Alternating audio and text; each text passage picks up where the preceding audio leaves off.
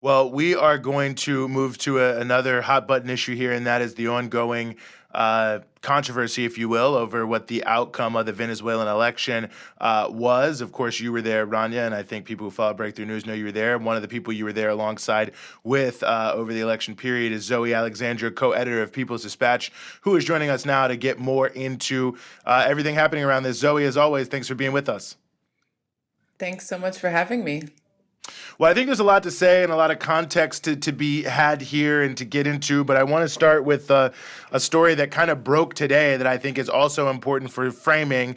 A number of other opposition parties, so people who ran against Nicolas Maduro and the United Socialist Party, have raised some claims about the main opposition party's claims of having won the election. Now, of course, we don't have to get into all the details necessarily to adjudicate it, but I think what's important about this, Zoe, and what I was hoping you could speak to is, in the U.S. narrative, it's like being presented as if it's known. There's no other narrative. Maduro lost. He stole the election. Everything's fake, and the opposition has presented evidence that proves that it was all faked and stolen. So that's what you should believe. But it seems like now, not only is obviously the PSUV disputing that, but now even other opponents of them are disputing that. So maybe just speak to that framing, because I think in terms of how people are following this crisis, it's important to know that there is some dispute here. Yeah, it's very interesting what the U.S. government and mainstream media in the United States chooses to believe as, the ultimate fact. Because essentially what you're referring to here right now, Eugene, is that one of the opposition candidates, Daniel Ceballos, gave declarations to the media today where he essentially said, how am I going to believe and give importance to a website that has no transparency? And what he's talking about is that the opposition, on July 28th, as people are, waiting at the edge of their seats for their results from the, official electoral body of Venezuela, which is the National Electoral Council. The opposition again is drumming up rumors of fraud, all this stuff, and after the CNE announces the results, the opposition says these are not true, and we're going to show you why.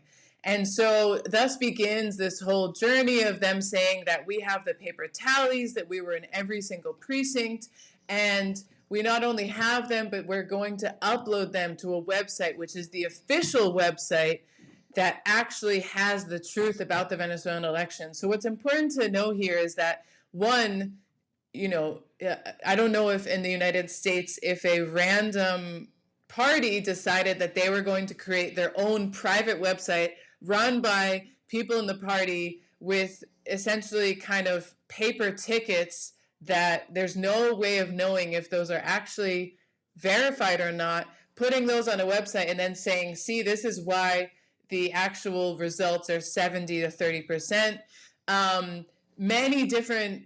And so they created this website. Essentially what happens, you go to the website, it's like venezuelanresults.org. I forget the exact URL.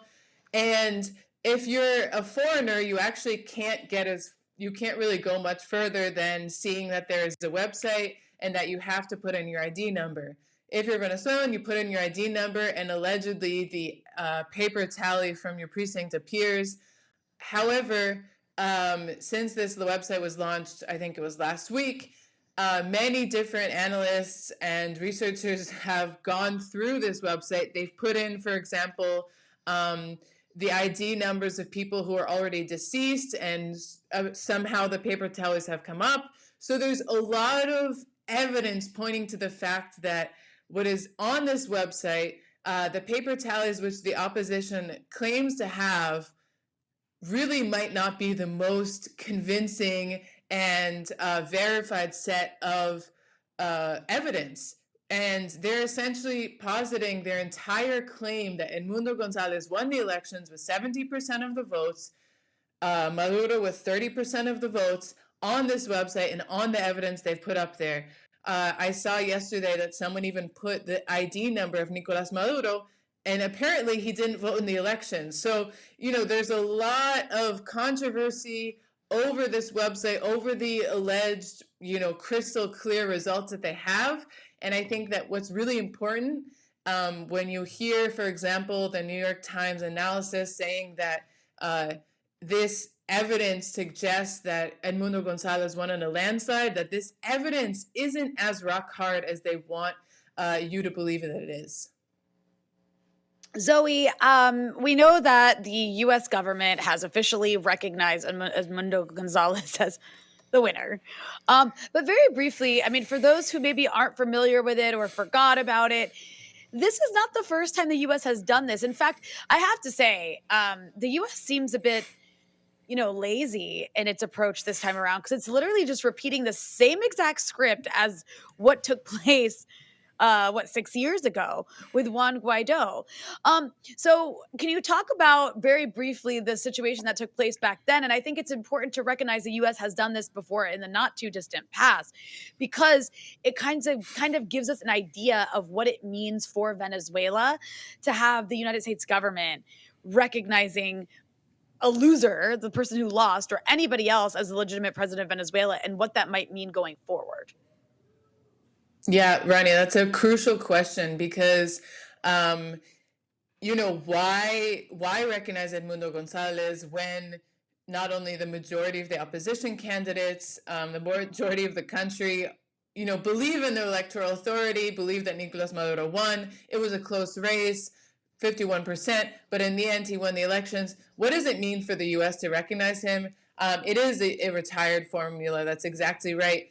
This is essentially a repeat with some different characteristics of Juan Guaido 2019, who was an opposition assemblyman, relatively unknown, and essentially one day in January 2019, surely in dialogue with some of his friends from good old United States, essentially proclaimed that he was president of Venezuela. He was the interim president because all of the other elections that had been held since 2015 were illegitimate, and that the only recognized authority should be the person who is in charge of the, at the time, defunct National Assembly.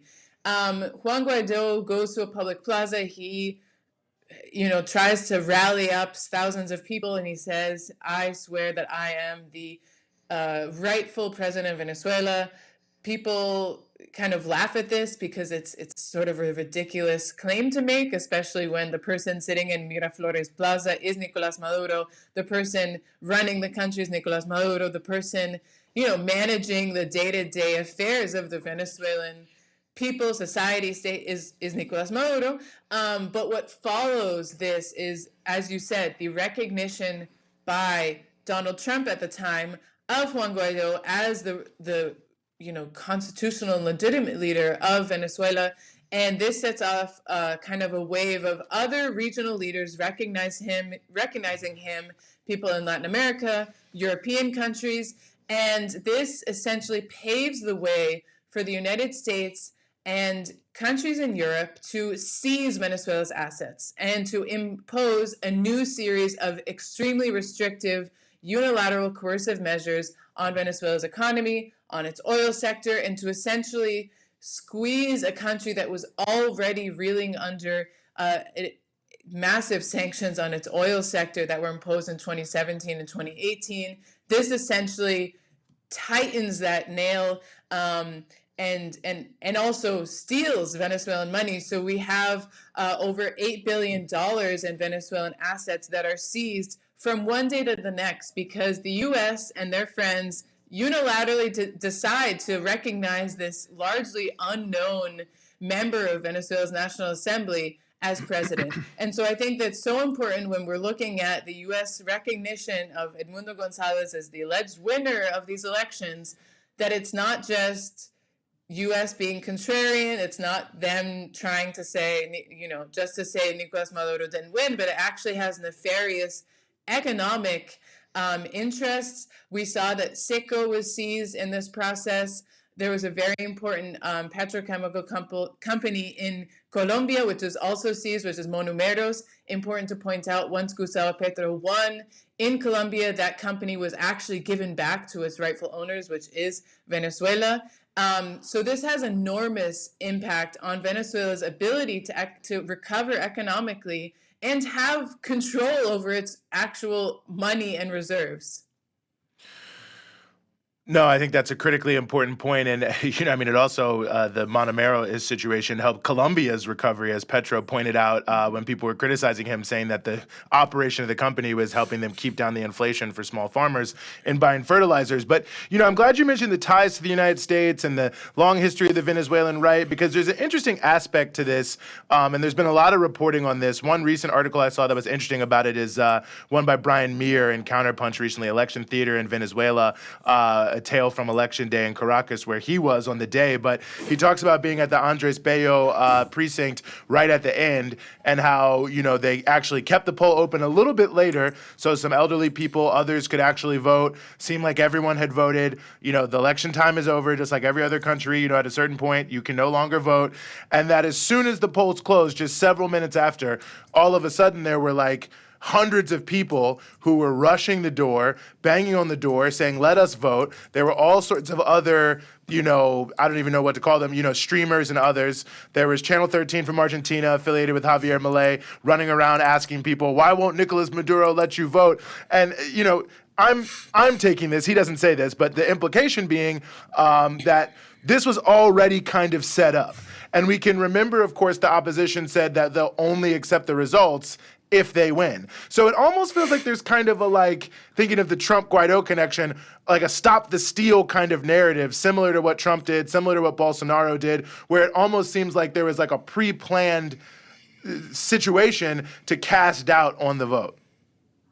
Yeah, definitely. And I mean, I was in Brazil for the 2022 elections, and something that myself and many other people, I'm sure Brian Meir as well, documented is that in the years leading up to the 2022 elections, essentially Bolsonaro had been paving the way to create this fraud narrative after the elections. He himself held a meeting with ambassadors of several countries. I think it was over 30 countries, to essentially say it was in August and the elections were going to happen end of September and end of October. And he said the electronic voting system that we have in Brazil is unreliable and there's going to be fraud. I think that this system should be taken away, and anything that happens under this system is fraudulent. That's exactly what the Venezuelan opposition did.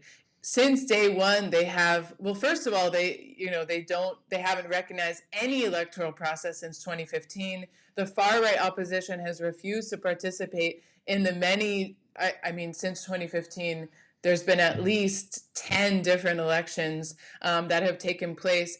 They've boycotted them. So there's already a narrative amongst sectors of this far right opposition that any time voting happens in Venezuela is going to be fraudulent. They, ahead of these elections, as you said, there were 10 presidential candidates in these elections. 9 of them signed an agreement saying that they would respect the results of the election. The one that did not sign this agreement was Edmundo Gonzalez. So already, they're saying that they're participating, but in what? Really, how are they participating? Because they say that they won't respect the results, and then as soon as the elections are over, they somehow have this entire system that gives a completely different outcome. And then if you look at, all sorts of mainstream media ahead of the elections, whether it's New York Times, whether it's Infobae in Argentina, Telemundo, all of these outlets, the headline will be something like, Maduro set to lose in elections that are riddled with fraud. They'll always mention fraud. They'll always mention doubt over the electoral system.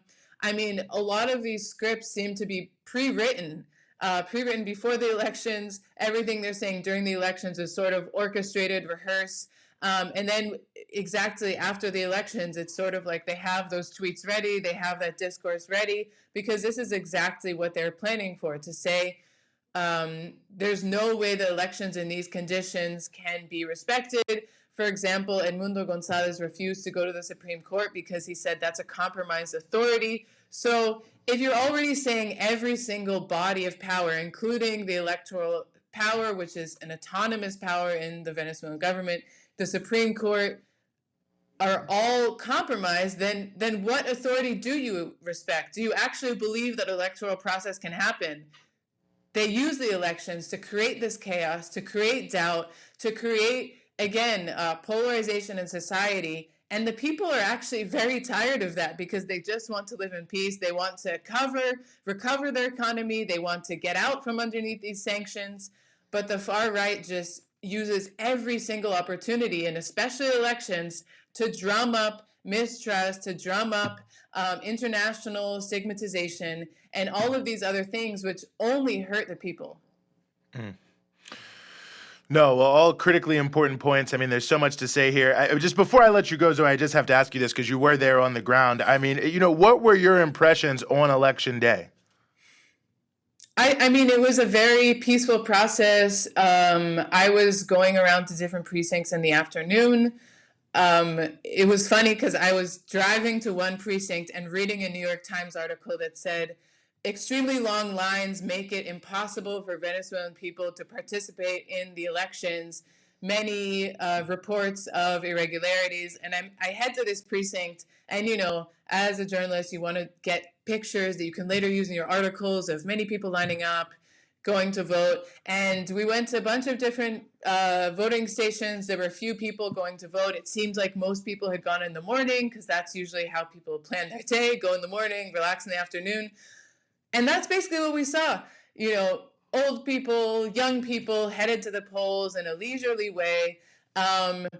Exercising their right to vote. It's a very quick process. You go in, it's an electronic machine, you show your ID card, you vote, and that's pretty much it. Again, I was only in a couple places in Caracas, but I know that there were electoral witnesses all over the country who reported a lot of similar things. We actually ran into a UN specialist who was part of a technical team observing the elections, and he said, all I can see is that it's been a pretty peaceful day, pretty calm, people able to vote. So that was pretty much what I saw. That was what other people saw.